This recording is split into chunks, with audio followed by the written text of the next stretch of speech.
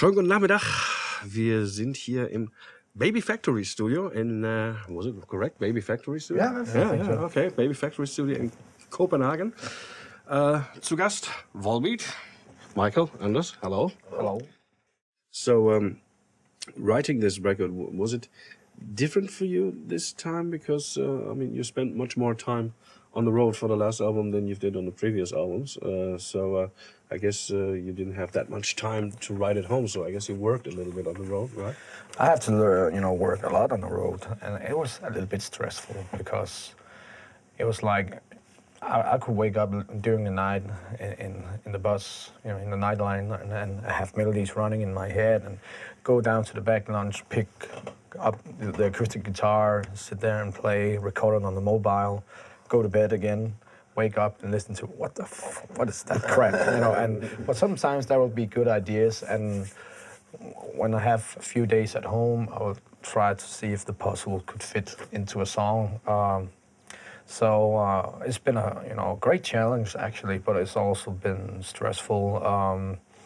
But we postponed the studio actually 2 times. The first time was because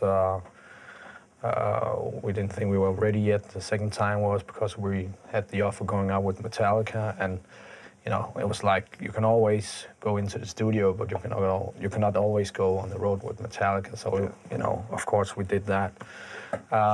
But in the end, I started to write so much material that we actually have leftovers. So Anders, how much can you or the rest of the guys help Michael in a songwriting process? In an active or in a passive way? I would say that shut up.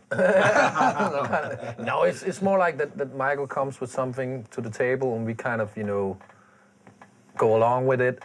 And of course, there's maybe some stuff that we think is not, but in the end, it's Michael who makes the numbers. So we kind of just jump on and try to, I've tried to put my bass on, and Jon his drums, and Thomas makes some things. So it's kind of more that Michael comes with a kind of finished song, and then we put on top of it, our own thing. So it's not happening that, for example, you have an idea, the other guys come up like, maybe play it this way. It happens. Yeah. It happens sometimes, but it's not the usual way because. But and we try it out. Sometimes it works, and sometimes it don't. Yeah. And you're always open for. It's always important to be open, and even it's like let's try it out. And sometimes the guys surprise me, and other times I said let's move on. Move on here. But in general, we work pretty good together. Well, the last year has been very exciting. I mean, you've touched new territories, and I read it somewhere on the web. I didn't know. You've been touring the first time in America. You've been touring with Nightwish. Yeah. Oh yeah. And it was May last year. That's a weird combination. I mean, good band, very good band, Nightwish. But but how did that work? And it all. The reason was in the beginning the distribution was not that good in the U.S.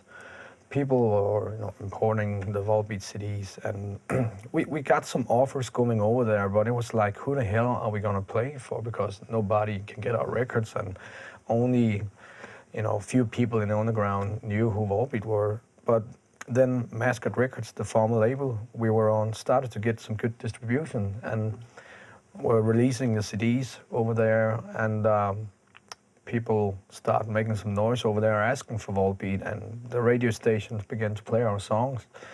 And then we got these really weird offers for hardcore bands and really extreme punk bands, and something that was, we said, that sounds too and scary. 5 bands in the evening. And so it's very weird that actually Nightwish was the package that suited us best.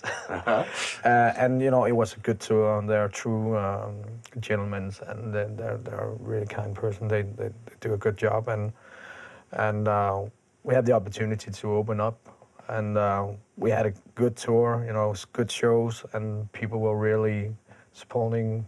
It was kind of funny because there was some Nightwish fans kind of, traveling along on the tour, and they kind of, at some point they were standing in Volbeat t-shirts one night, and kind of, those people kind of picked it up along the way. We tried to make some kind of deal with those guys that we would play slower and they would play faster. And then we would meet in the middle somewhere. Yeah, but then somehow you managed, as you mentioned before, to get on a Metallica tour. So Yeah. how did that work out? I mean, it's not like that you give a phone call to James Hetfield, hey, we're Volbeat from Denmark, can we come on the tour? So something must have happened there. Yeah, you know, concerning the American tour, it was, I got a call from James' assistant. He said, you know, Metallica is in Copenhagen, and James really want to hook up with you. Can we do something? Go out and eat? And yeah, of course. And I was almost like, yeah, I'm fucking Santa Claus. Who the hell are you? No, I'm James' assistant. And then we went out to a small, typical Danish restaurant, eating typical Danish food, and just talking music and cars, family, whatever. Came up to the table. A couple of days after, I got the same call that James wanted hooked up again, and then he came to my house and had some dinner. We were talking again about music and touring and stuff like that, and a couple of weeks after, we got a call that we had the offer for going to America with Metallica for 15 shows. Yeah. And now, later on, as we came home, you know, we got an offer again, going with Metallica for some European shows. So we must have done something right in the beginning, and now we're really thankful for their kindness. They're so down to earth and very humble, actually. Big bands could learn a lot from Metallica, how they treat the support bands, because Metallica are true gentlemen. Yeah. They really are. Okay. Thank you very much. Jetzt werde ich dieses blöde Mikrofon los. Blöde Mikrofon. Thanks a lot. You're welcome.